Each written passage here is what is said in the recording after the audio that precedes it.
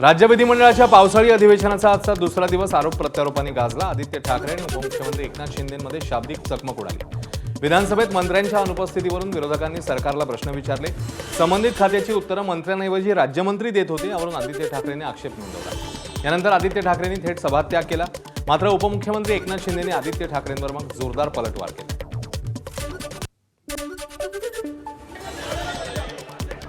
मध्ये रेकॉर्डवर नाही काढायला पाहिजे। 19 आणि 20 ला झालं नव्हतं, चुकीची माहिती येऊ नये। अध्यक्ष महोदय, राज्यमंत्री असताना राज्यमंत्री उत्तर देऊ शकतो, मंत्र्यांना उत्तर देता येत नसेल तर त्यांनी तसं सांगावं। ही हरकत ह्या गोष्टीला आहे की जे अकार्यक्षम उपमुख्यमंत्री आहेत, जे सगळे बाकीचे बाहेर खेळ खेळत असतात, पैशाचे खेळ खेळत असतात, त्यांनी स्वतःची खात्याची जबाबदारी घेऊन जी खाती त्यांनी घेतलेली आहेत, मागून घेतली आहेत, हट्ट करून घेतली आहेत, रडून घेतली आहेत, ही खाती त्यांनी त्याची जबाबदारी घेऊन त्याचं उत्तर द्यावं। हाऊसमध्ये आम्ही जे प्रश्न विचारतो ते काय आमचे पर्सनल प्रश्न नसतात, हे आम्ही जनतेचे प्रश्न विचारतो, महाराष्ट्राच्या जनतेचे प्रश्न विचारतो। आणि दुसरं म्हणजे जे अध्यक्षांनी खोटं बोललेले आहेत, चुकीचं बोललेले आहेत की 19 आणि 20 मध्ये पण असं होत होते, ते रेकॉर्डवरनं काढावं। उगाच त्या खुर्चीवर बसून त्यांनी घाणेरडं राजकारण करू नये। स्वतः मंत्री असतात, मी स्वतः येतो, मुख्यमंत्री स्वतः येऊन उत्तर देतात आणि त्यामुळे हे कलेक्टिव्ह आमची रिस्पॉन्सिबिलिटी आहे, जबाबदारी आहे। त्यामुळे काय आहे, आता काय झालंय, त्यांच्याकडे मुद्दे नाही आहे, ते डेस्परेट झालेले आहेत, फ्रस्ट्रेट झालेले आहेत आणि आता त्यांचं मानसिक संतुलन बिघडलेलं आहे। विदर्भातल्या वाघांच्या वाढत्या हल्ल्यांचा मुद्दा आजच्या पावसाळी अधिवेशनामध्ये चर्चेत आला। या संदर्भात एक लक्षवेधी आज मांडण्यात आलेली। गेल्या काही काळात विदर्भात वाघांचे हल्ले मोठ्या प्रमाणात वाढत आहेत। मे महिन्यात चंद्रपूरच्या सिंदीबाही तालुक्यात वाघाच्या हल्ल्यामध्ये 4 महिलांचा मृत्यू झालेला। त्यानंतर हा मानव वन्यप्राणी संघर्ष थांबवण्यासाठी उपाययोजना करण्याची मागणी जोर धरू लागली होती। राज्यातल्या जंगलांमध्ये वाघ आणि बिबट्यांची संख्या वाढत असतानाच त्यांच्या नैसर्गिक खाद्याची कमतरता दूर करण्यासाठी वनमंत्र्यांनी एक अनोखा निर्णय जाहीर केलाय। जंगलातल्या हिंस्र प्राण्यांना पुरेसं अन्न मिळण्यासाठी आता पोल्ट्री फार्मच्या धर्तीवर रॅबिट फार्म सुरू केलं जाईल, अशी माहिती वनमंत्री गणेश नाईक यांनी विधानसभेत दिली। जंगलामध्ये वाघ आणि बिबट्यांना भक्ष्य कमी पडत असल्यानं ते मानवी वस्त्यांकडे वळत आहेत। वन्य प्राण्यांच्या हल्ल्यांचं प्रमाण त्यामुळे वाढलंय। या समस्येवर उपाय म्हणून वन विभागाने रॅबिट फार्मचा अनोखा पर्याय सुचवला।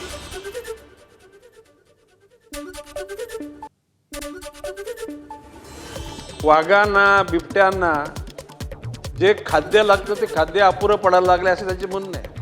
जसे पोल्ट्री फार्म आहे तसे रॅबिट फार्म तयार करायची भूमिका घेऊ आपण। विनोदाचा भाग नाहीये। बटर जसे खाजगीमध्ये बटर फार्म आहेत तशा प्रकारचे बटर फार्म पण तयार करू। वनमंत्र्यांच्या निर्णयावर भाजपचे आमदार आणि माजी वनमंत्री सुधीर मुनगंटीवार यांनी संताप व्यक्त केला। मंत्रालयातल्या अधिकाऱ्यांना झाडाला बांधून बाजूला वाघ सोडा अशा शब्दात वन विभागाच्या अनोख्या निर्णयावर त्यांनी संतप्त प्रतिक्रिया दिली।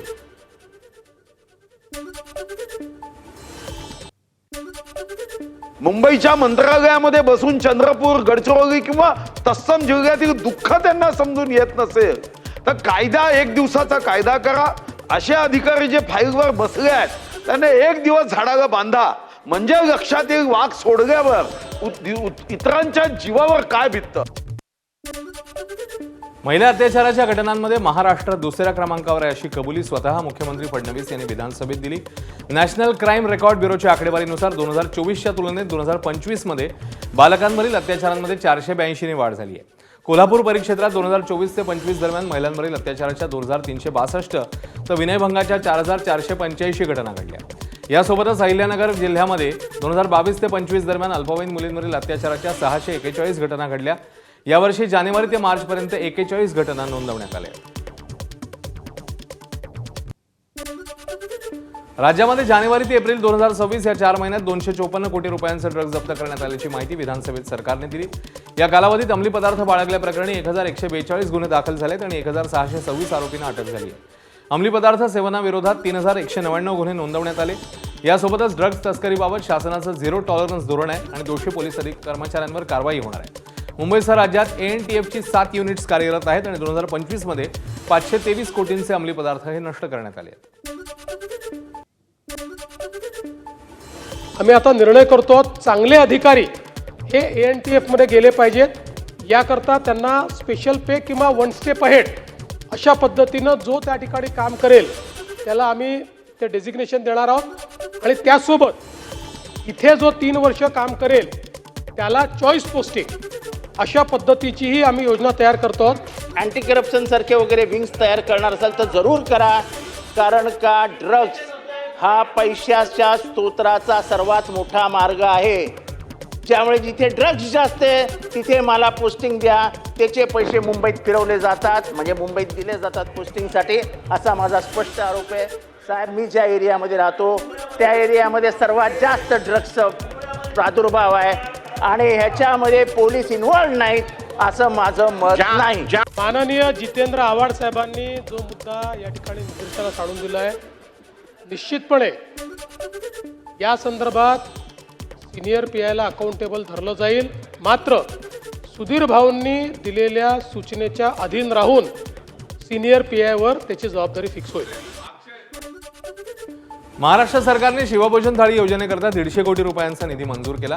या माध्यमातून केंद्र चालकांची प्रलंबित असलेली 216 कोटी रुपयांची जुनी थकबाकी देण्यात आल्याची माहिती राज्याचे अन्न आणि नागरी पुरवठा मंत्री छगन भुजबळ यांनी विधान परिषदेत दिली. पुणे आणि पिंपरी चिंचवड शहरात सद्यस्थितीमध्ये 42 शिवभोजन केंद्र यशस्वीपणे सुरू आहेत.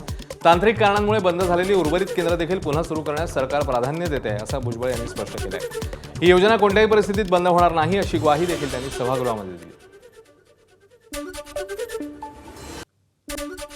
ट्रिपल तलाकच्या मुद्द्यावरून सत्ताधारी पक्षातल्या आमदारांमध्ये मागच्या वर्षाचे जे थकलेले पैसे होते त्यामुळे काही अडचण निर्माण झाली होती, ते सगळे पैसे जे आहेत मागच्या बजेटमध्ये देण्यात आले आणि आता पुढच्या बजेटसाठी पुढच्या वर्षासाठी जे आहेत जे पैसे आपल्याला लागणार आहेत 216 किंवा काही जास्त लागतील त्यातले 150 कोटी रुपये प्राप्त झालेले आहेत आपल्या बजेटद्वारे.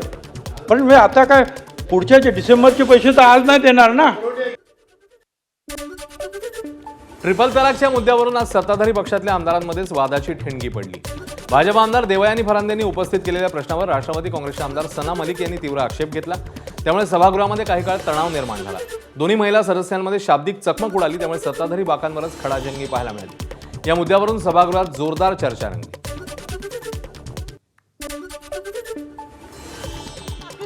आमच्या भारत देशामधून वेगळा झाला, त्या पाकिस्तानाचा जर आम्ही आज विचार केला, त्या ठिकाणी जर कोणाला जर बहुविवाह करायचा असेल त्याला त्याच्या पहिल्या पत्नीची परवानगी लेखी स्वरूपामध्ये घ्यायला लागते. पाकिस्तानमध्ये बहुविवाह म्हणजे पॉलिगॅमीचं प्रमाण फक्त आणि फक्त 1% आहे.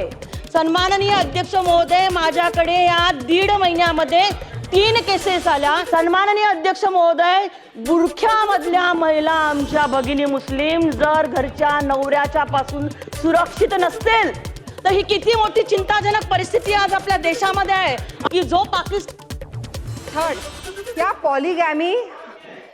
पॉलीगैमी सिर्फ मुस्लिम्स में अलाउड है, लेकिन क्या सिर्फ मुस्लिम्स ही पॉलीगैमी कर रहे हैं?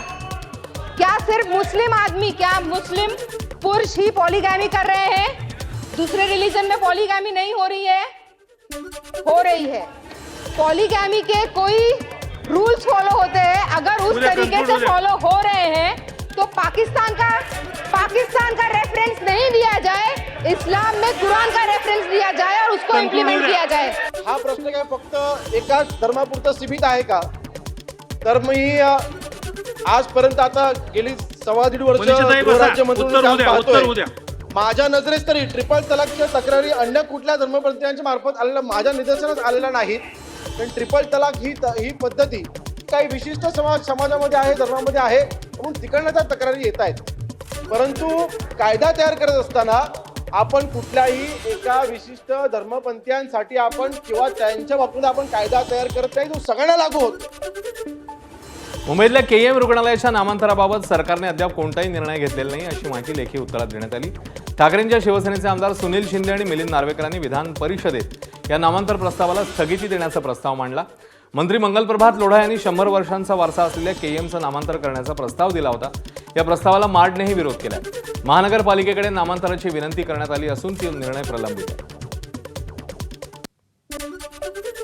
किंग एडवर्ड मेमोरियल हॉस्पिटल म्हणजे KEM आणि उत्तर दिले उपमुख्यमंत्र्यांनी की तसं काही नाही विचार, पण त्यांना अंधारात ठेवून मागून काम सुरू आहे कौशल्य एकलव्य स्मारक हॉस्पिटल करण्याचं. तर या व्यक्तीवर एवढा कोणाचा राग आहे की हे नाव बदलायचं? हा किंग एडवर्ड काय कोणतरी जुना अतिरेकी कसासारखा आहे का? कौशल्य विकास मंत्री आदरणीय मंगलप्रभात लोढा साहेबांनी हा प्रस्ताव पाठवला होता. तो आरोग्य समितीकडे आहे. KEM नावानं जगभरामध्ये प्रसिद्ध असलेली संस्था आहे. त्याला एक वेगळा ऐतिहासिक वारसा आहे आणि सगळ्यात सभापती महोदय याच्यामध्ये भविष्यामध्ये कशा अडचणी निर्माण होणार नाहीत याची देखील आपल्याला शहानिशा करावी लागेल. कारण याच्यात सगळ्यात महत्त्वाचा मुद्दा असा आहे की हजारो विद्यार्थ्यांना आपण याच नावानं पदव्या दिलेल्या आहेत, याच नावानं आपण प्रमाणपत्र दिलेली आहेत, याच नावानं आपण परदेशी परवाने दिलेले आहेत. तर या सगळ्या सिस्टीमवर काय परिणाम होईल का याचा अभ्यास केल्यानंतरच महाराष्ट्र शासन किंवा महानगरपालिका याच्यावर कार्यवाही करेल. हा शब्द मी नार्वेकर साहेबांना देतो. विधान परिषद निवडणुकीत निवडून आलेल्या महायुतीच्या नवनिर्वाचित आमदारांचा शपथविधी आज विधान परिषदेमध्ये पार पडला. प्राजक्त तनपुरे, रवींद्र फाटक, अनिकेत तटकरे, दुष्यंत चतुर्वेदी, विक्रम काकडे, अरुण लखानी यांच्यासह इतर नवनिर्वाचित सदस्यांनी आमदारकीची शपथ घेतली. विधान परिषदेच्या 11 जागांसाठी झालेल्या निवडणुकीत नाशिक वगळता 10 ठिकाणी महायुतीच्या उमेदवारांच्या गळ्यात विजयाची माळ पडली आहे. तर 6 जागा महायुतीने आधीच बिनविरोध जिंकल्या. भाजपने 11 पैकी 11 जागा जिंकल्या. शिवसेनेने 3 जागा जिंकल्या तर राष्ट्रवादीला 2 जागा मिळाल्या आहेत.